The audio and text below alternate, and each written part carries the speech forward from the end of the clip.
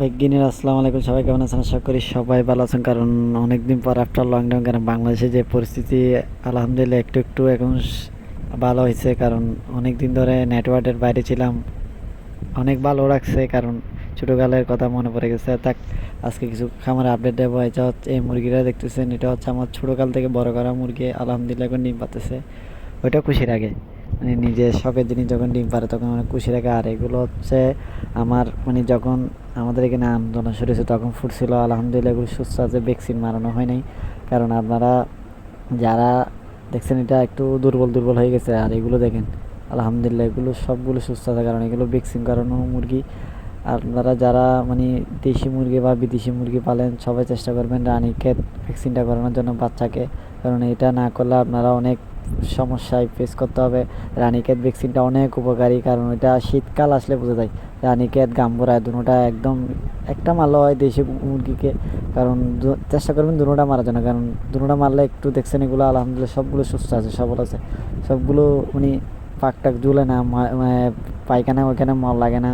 আপনার চেষ্টা করবেন খামারে যারা ছোটো বড় যে কোনো খামার করেন না কেন সবাই চেষ্টা করবেন রানীক্ষেত ভ্যাকসিন করার জন্য। এখানে এটা হচ্ছে বাপ, এটা ছেলে। আলহামদুলিল্লাহ বাপ ছেলে একটা মানে বাচ্চা তুলছিলাম। আজকে ওয়েদারটা আলহামদুলিল্লাহ একটু ভালো, গরমে পড়তেছে। আপনারা চেষ্টা করবেন যাদের খামারের নিচে একটা গাছ থাকে, গাছ থাকে অথবা না থাকে এটা লাগানোর চেষ্টা করবেন, কারণ গাছ থাকলে আপনার খামারের নিচেটা অনেক ঠান্ডা থাকে। আমাদের এই ছাদটা আর এই গাছটা মানে এটা হচ্ছে পেয়ারা গাছ, এটা হচ্ছে আম গাছ। দুটোটা থাকার কারণে আমার ঘরে আর নিচের খামারে আলহামদুলিল্লাহ অনেক ঠান্ডা। মানে অতিরিক্ত গরম থেকে গাছ থাকলে একটু ভালো, কারণ অনেক দেশি বিদেশি মুরগি স্টক করে ফেলে। ওই জন্য চেষ্টা করবেন গাছ থাকলে না কাটে আপনার ফার্মটা রেডি করার জন্য। আমি গাছ আছে ওই জন্য আমি কাটিনি, ওই জন্য আমার ওইখানে আমি একটু বৃষ্টি বলে একটু পানি পানি পরে ওইটা ফেস করতে হয়, কারণ এটা ভালো। সবাই চেষ্টা করবেন। এটা হচ্ছে বাপে, এটা আমার বুড়োলাতে অনেক। এটা হচ্ছে ছেলে। আজকের ওয়েদারটা এমনি এমনি মোটামুটি সবাই চেষ্টা করবেন, কারণ কোন সময় কী রোগ খামারে আক্রমণ করে এটা বলা অসম্ভব।